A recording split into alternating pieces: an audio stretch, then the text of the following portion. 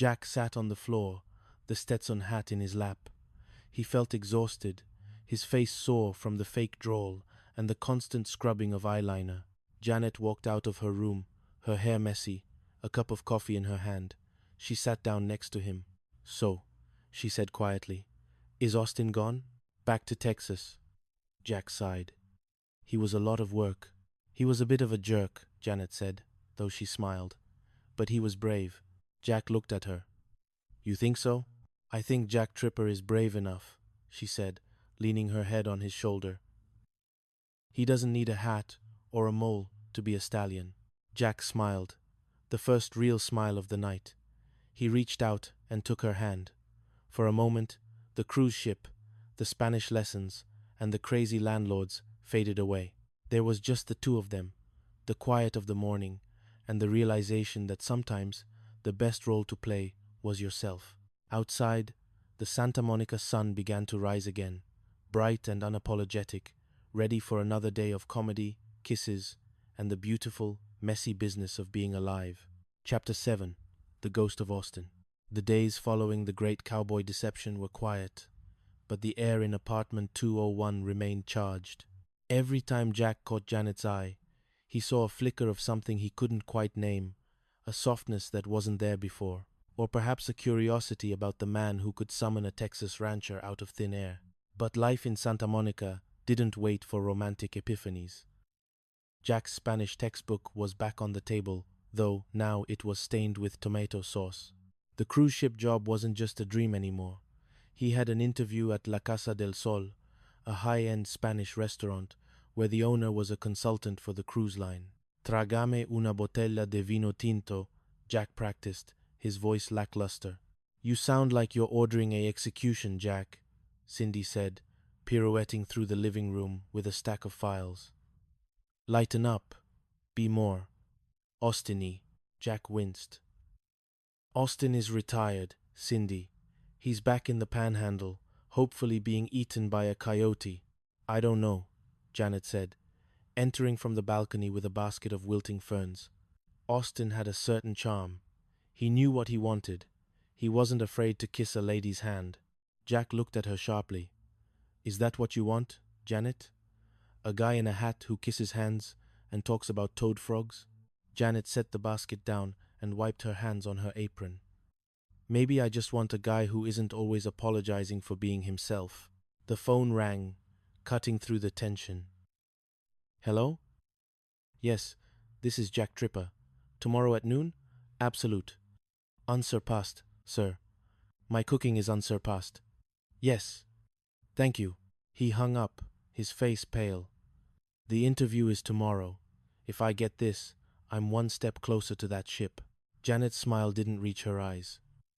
"That's wonderful, Jack. Really." "The Regal Beagle?" Cindy suggested. "The Regal Beagle," Janet agreed, though her voice sounded far away. Chapter 8. Neon Lights and Liquid Courage. The Regal Beagle was a local institution, a dim, wood-paneled pub where the smell of spilled beer was part of the decor and the jukebox played ABBA on a loop.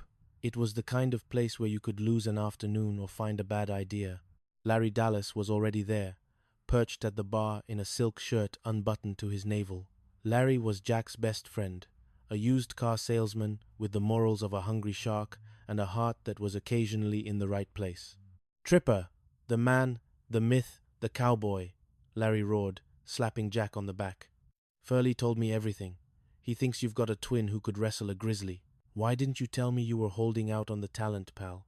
"It was a one-time thing, Larry," Jack muttered, sliding into a booth next to Janet and Cindy. "One time?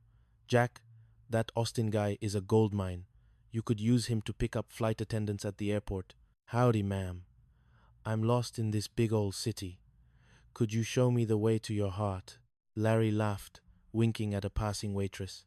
Janet sat stiffly, her hand wrapped around a glass of white wine. She felt out of place. Usually, she loved these nights out, the laughter and the familiar rhythm of their friendship. But tonight, she kept thinking about the way Jack had held Veronica on the sofa. "You're quiet, Jan," Jack said, leaning in. His shoulder brushed against hers, and for a second, the noise of the pub faded.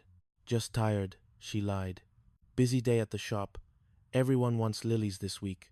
Lilies represent rebirth, Jack said softly. Maybe that's what we all need. Before she could respond, a tall, well-dressed man approached their table. He looked like he belonged in a country club, not a pub. His eyes were fixed on Janet. "Excuse me," the stranger said, his voice smooth and cultivated. "I'm David Vance." Janet blinked, surprised. "The ferns? They're dying, Mr. Vance." "Nonsense. They're struggling, and there is a great beauty in the struggle. You have a florist's touch. Miss Wood." Janet Wood. David Vance smiled, ignoring the rest of the table as if they were part of the furniture. "Miss Wood, I would be honored if you would allow me to take you to dinner sometime, somewhere with a bit more ambiance than this." Jack felt a sudden, hot surge of protectiveness. He stood up, almost knocking over his beer. "She's busy, pal. We're in the middle of a celebration." David Vance looked at Jack with a mild, bored curiosity. "And you are? The younger brother?" "I'm the roommate," Jack snapped. "And I'm the chef, so I know a lot about ambience, and this place has plenty."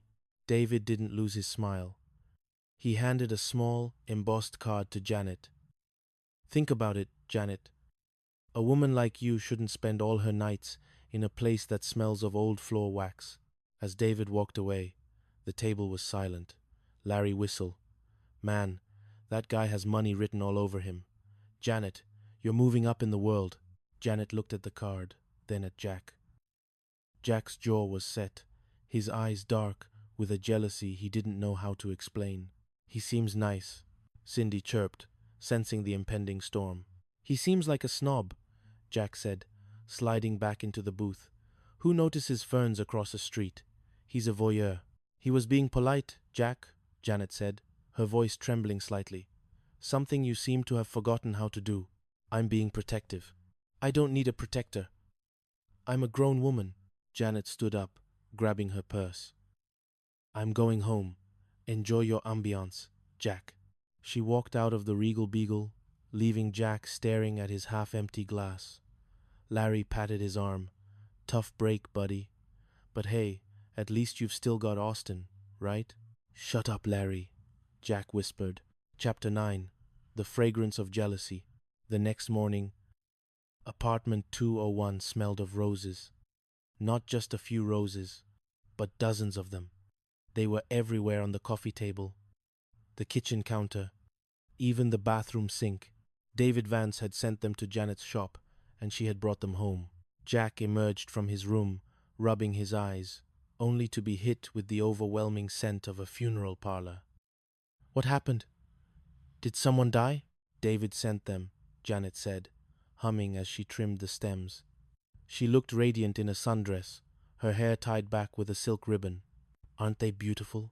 Long-stemmed, baccarat roses." "They're ostentatious," Jack grumbled, trying to find a space on the counter to make coffee. "He's trying to buy you, Janet." "He's being attentive, Jack. There's a difference." Jack watched her for a moment.